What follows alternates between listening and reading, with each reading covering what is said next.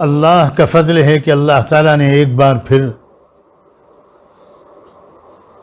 ماہ مبارک تک پہنچا دیا۔ اللہ تعالیٰ ہم سب کو اس مہینے کی کما حقہ قدر کرنے کی توفیق عطا فرما دے اور اپنی نعمت کو، اپنے احسان کو مکمل فرما دے۔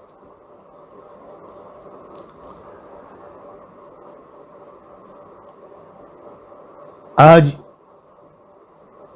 یہ عاجز آپ کی خدمت میں اس لیے حاضر ہوا ہے کہ اپنے آپ کو سب سے پہلے اور سب سے زیادہ اور آپ سب کو کچھ ضروری باتیں ماہ مبارک کے شروع کے موقع پر پہلی ہی شب میں یاد دلا دوں۔ اللہ کرے کہ اس کا بھرپور فائدہ کہنے والے کو اور سب سننے والوں کو پہنچے۔ اس بار کا ماہ مبارک ایسے وقت میں آ رہا ہے کہ جیسا وقت میں اب تک ہم سب کی زندگی میں کبھی ایسے حالات میں ماہ مبارک نہیں آیا تھا۔ ایک پہلو بہت مثبت ہے ان حالات میں ماہ رمضان کے آنے کا، بہت پازیٹیو پہلو ہے، اور وہ یہ ہے کہ سب حیران و پریشان ہیں، سب کے دل ڈرے سہمے گھبرائے ہوئے ہیں، اور بہت سو کے دل تو ٹوٹے ہوئے ہیں۔ بچہ جب پریشان ہوتا ہے تو اپنی ماں کے پاس دوڑ کے آتا ہے۔ ماں کو، بچے کو یقین ہوتا ہے کہ ماں مجھے سہارا دے گی، تسلی دے گی، اور میں ماں کے قدموں سے لپٹ کر اس کی گود میں آ کر ان پریشانیوں سے چھٹکارا پا جاؤں گا، اس پریشانی سے چھٹکارا پا جاؤں گا۔ اسی وجہ سے یہ عاجز عرض کر رہا ہے کہ اس بار کا ماہ رمضان ان حالات میں آیا ہے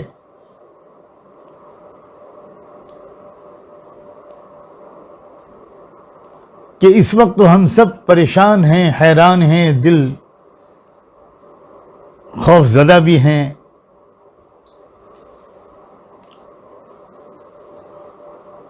تشویش اور فکر بھی ہے۔ بس اس مرتبہ کا رمضان مبارک میں بھی ایسا گزار لوں، اور آپ سب بھی، کہ ہم میں سے کسی نے ایسا رمضان اب تک نہ گزارا۔ اسی گزارش اور دعا کے لیے حاضر ہوا ہوں۔ اللہ کے واسطے، اللہ کے واسطے، اللہ کے واسطے آپ میرے لیے یہ دعا کر دیں کہ اس بار کا ماہ رمضان میں ایسا گزار سکوں جیسا اب تک میں نے کبھی نہیں گزارا۔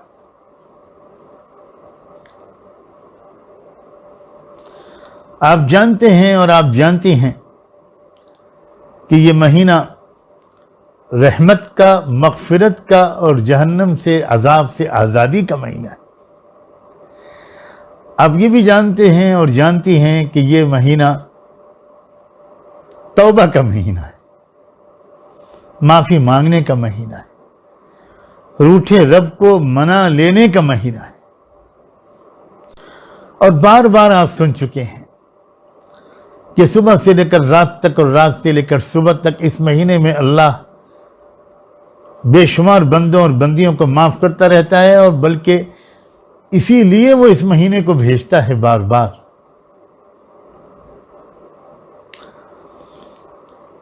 اس وقت تو حالات اس بات کی گواہی دے رہے ہیں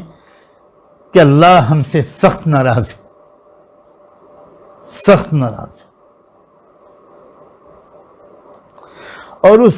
ناراضی کو دور کرنے کا ہمارے پاس کوئی راستہ نہیں ہے سوائے اس کے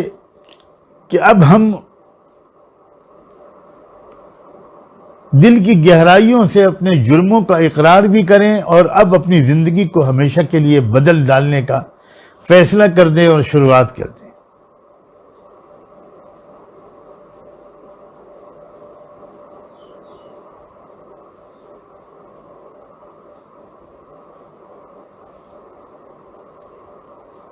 کچھ اللہ کے بندے اب بھی امت میں ایسے موجود ہیں جنہیں وقتاً فوقتاً یا کبھی کبھی کہہ لیجئے کہ رحمت دو عالم صلی اللہ علیہ وآلہ وسلم کی زیارت اور ہم کلامی کی دولت نصیب ہو جاتی ہے۔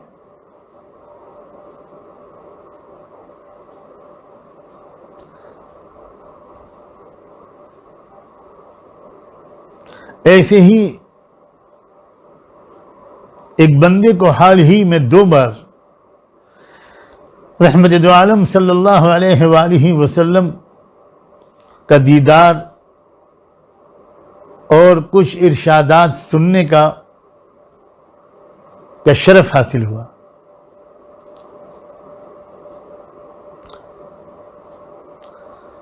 میری زبان لڑکھڑا رہی ہے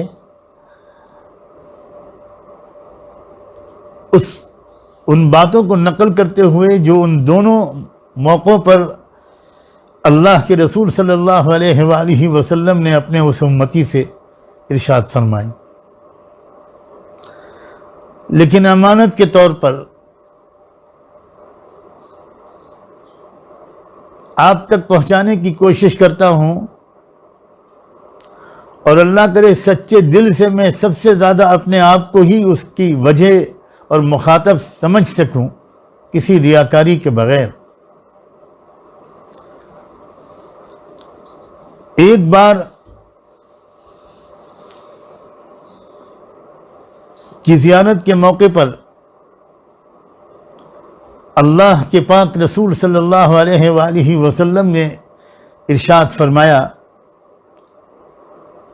کہ میری امت نے میرے دین کو ڈھا دیا۔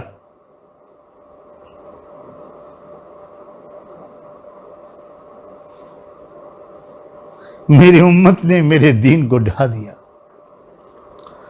بہت مغموم شکل میں نظر آیا آپ، اور ایک ایسے مکان میں نظر آئے جس کی چھت گر چکی تھی۔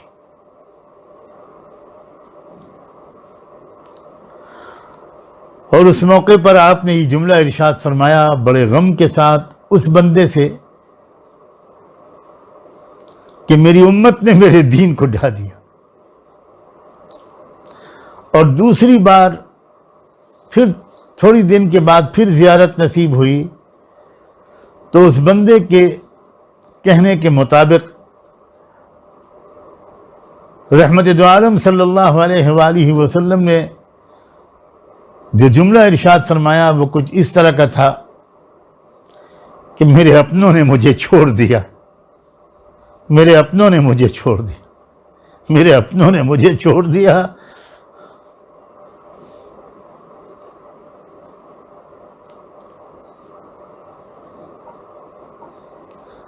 کیا دنیا بھر کے حالات، حرمین شریفین سے لے کر پوری دنیا کی مسجدوں تک کا بند ہو جانا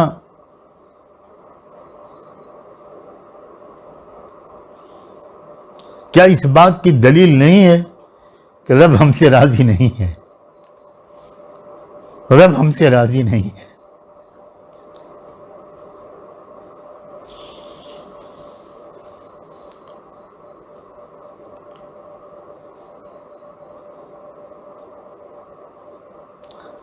سچے دل سے اللہ کرے کہ یہ اعتراف ہم میں سے ہر ایک کو اور سب سے زیادہ اس کہنے والے کو نصیب ہو جائے کہ اللہ شاید یہ میری ہی گناہوں کی سزا مل رہی ہے۔ ہر شخص سوچے بس اس رمضان میں مختصر سی بات اس وقت کرنا چاہتا ہوں۔ اس رمضان میں سب لوگ اپنے رب سے لپٹ جائیں، قدموں پہ پڑ جائیں، منا لیں، راضی کر لیں، راضی کر لیں، راضی کر لیں۔ روزمرہ کے مشوروں کو بہت کم کر دیں، میں ان ماؤں سے بھی کہتا ہوں، بیٹیوں سے بھی کہتا ہوں، نوجوانوں سے بھی کہتا ہوں، اپنے بھائیوں سے بھی عرض کرتا ہوں، زیادہ سے زیادہ وقت اس رمضان میں اللہ کرے کہ میں اور آپ سب دعا میں، معافی مانگنے میں، توبہ کرنے میں، تلاوت کرنے میں اور درود شریف میں گزاریں۔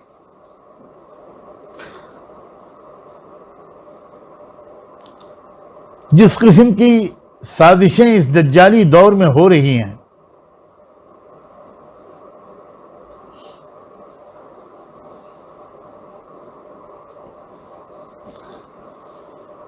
جو اصل سبب ہیں، ظاہری سبب، ہمارے گناہوں کے نتیجے میں، ہماری غفلت کے نتیجے میں، دین کو چھوڑ دینے کے نتیجے میں، دین کو ڈھا دینے کے نتیجے میں، جو شیطانی اور دجالی طاقتوں کو مسلط ہو جانے کا موقع مل گیا ہے اور وہ عجیب و غریب سازشیں کر رہی ہیں،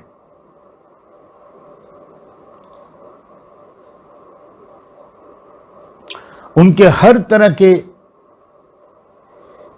شرارتوں اور سازشوں اور ان کے نقصانات سے بچنے کے لیے ماہرین بتاتے ہیں کہ سب سے زیادہ مؤثر عمل کثرت سے قرآن کی تلاوت کرنا ہے۔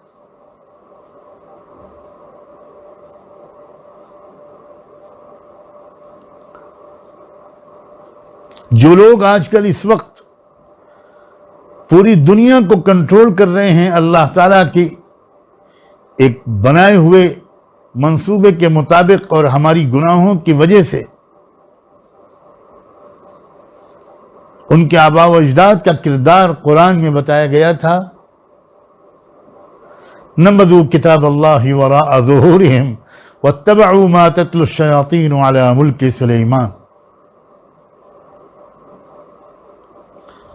جو لوگ میرے اشارے کو سمجھ سکتے ہیں، علماء کرام تو ضرور سمجھ رہے ہیں کہ وہی لوگ ہیں جو اس وقت پورے نظم عالم پر ان کو قابو دے دیا گیا ہے، اور یہ عین ان اطلاعات کے مطابق ہے جو اللہ کے رسول صلی اللہ علیہ وآلہ وسلم نے اپنے ان بے شمار ارشادات میں بیان فرمایا تھا، جو ارشادات دجال اور اس کے فتنے کے بارے میں حدیث کی کتابوں میں بھرے ہوئے ہیں۔ یہ عاجز بندہ کوشش کرے گا کہ اپنے بہت محدود علم کے مطابق، علم کے بقدر، رمضان مبارک کے آنے والے دنوں میں سورہ کہف کی روشنی میں دجال کے فتنے کے بارے میں، اس کی کچھ تفصیلات کے بارے میں اور آج کل کے حالات سے ان کے ربط و تعلق کے بارے میں کچھ عرض کروں۔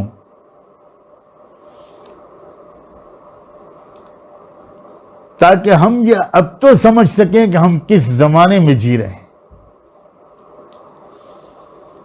آپ میں سے جو لوگ بہت عرصے سے مجھ طالب علم کی گفتگویں سنتے رہے ہیں یا مضامین پڑھتے رہے ہیں، آپ کو اندازہ ہوگا کہ 20-30 سال سے یہ عاجز کہنے کی کوشش کر رہا ہے کہ یہ عام زمانہ نہیں ہے، یہ آخر الزمان شروع ہو چکا ہے، اور بڑی تیزی کے ساتھ وہ جو واقعات و حوادث دنیا کے مختلف علاقوں میں وقوع پذیر ہو رہے ہیں، یہ وہی واقعات و حوادث ہیں جن کا احادیث فتن میں تذکرہ آیا ہے۔ خیر، اس موضوع پر تو اگر زندگی اور توفیق الہی رہی تو آنے والے رمضان کے دنوں میں کوشش کروں گا کہ روزانہ آپ کی خدمت میں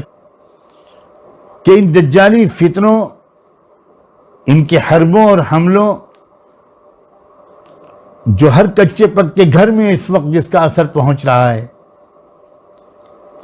ان سے بچنے کے لیے سب سے زیادہ مؤثر طریقہ قرآن مجید کی کثرت سے تلاوت ہے۔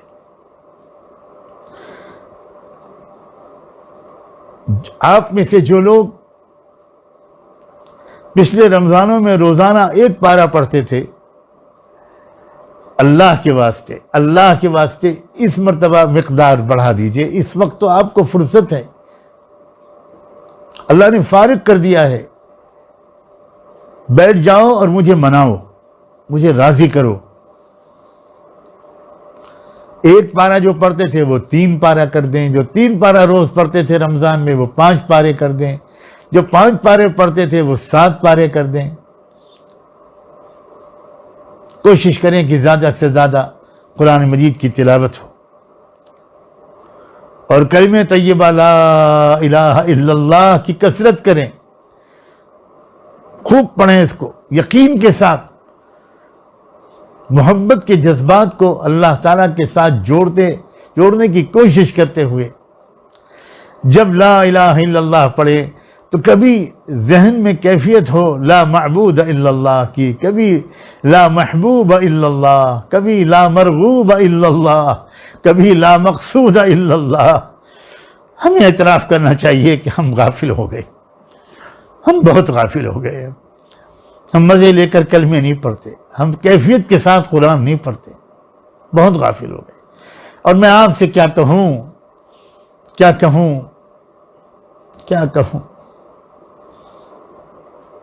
میرا حال بس میرا اللہ ستار بھی ہے اور غفار بھی ہے، اللہ معاف کر دے، اور اس مرتبہ رمضان ایسا گزروا دے اللہ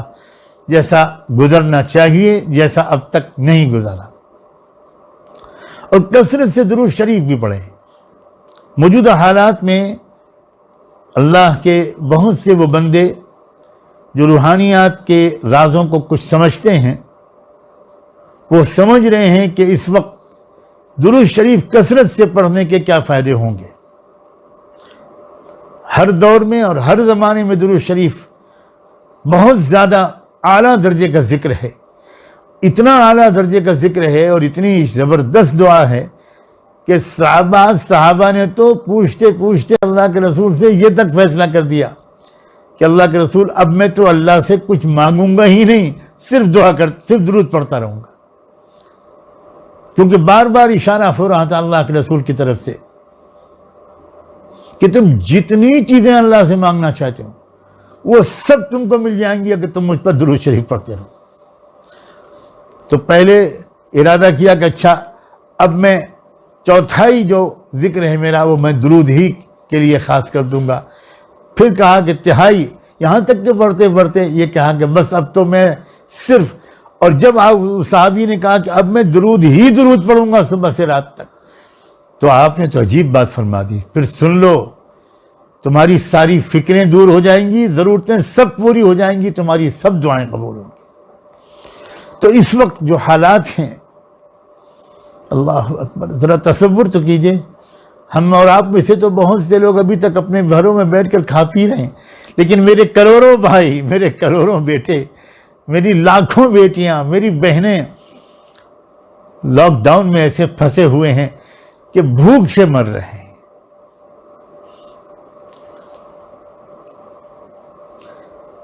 ان پریشان حالوں کا تصور کر کے تڑپ کر ان کے لیے بھی دعا کیجیے، وہ کسی مذہب کے ماننے والے ہوں، انسانی بھائی ہیں ہمارے، ان کے لیے دعائیں کیجیے۔ تو کثرت سے توبہ، یہ اس رمضان کو ایسا گزار لیں جیسا اب تک کوئی نہ گزارا ہو، کبھی کوئی رمضان نہ گزارا ہو، ایسا گزار لیجئے کہ ہماری روحانیت ہماری حیوانیت پر، ہماری نفسانیت پر غالب آ جائے۔ ہم اعتراف کرتے ہیں کہ ہماری روحانیت بہت کمزور ہو گئی، اور دجالی طاقتیں تب ہی مؤثر و کامیاب ہوتی ہیں جب انسانوں کی ہماری روحانی طاقت کمزور ہو جائے۔ ہماری روحانی طاقت کمزور ہو گئی ہے، ہماری روحانی طاقت بہت کمزور ہو گئی۔ یہ مہینہ رمضان کا روزوں کے ذریعے، تراویح کے ذریعے، تلاوت کے ذریعے، دعا، مناجات، توبہ، استغفار، درود شریف، اس کے ذریعے اپنی روحانیت کو بہت بڑھا لینے کا ایک بہترین موقع ملا ہے، اور روحانیت جہاں امت کی پھر سے بڑھے گی، یہ بلائیں ٹل جائیں گی، یہ بلائیں دور ہو جائیں گی،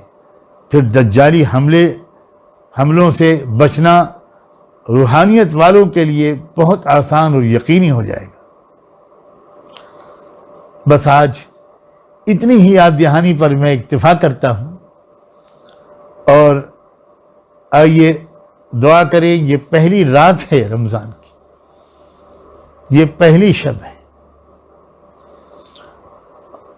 بس آج سے یہ طے کر لیں کہ اب دن اور رات بالکل نرالے انداز سے گزریں گے۔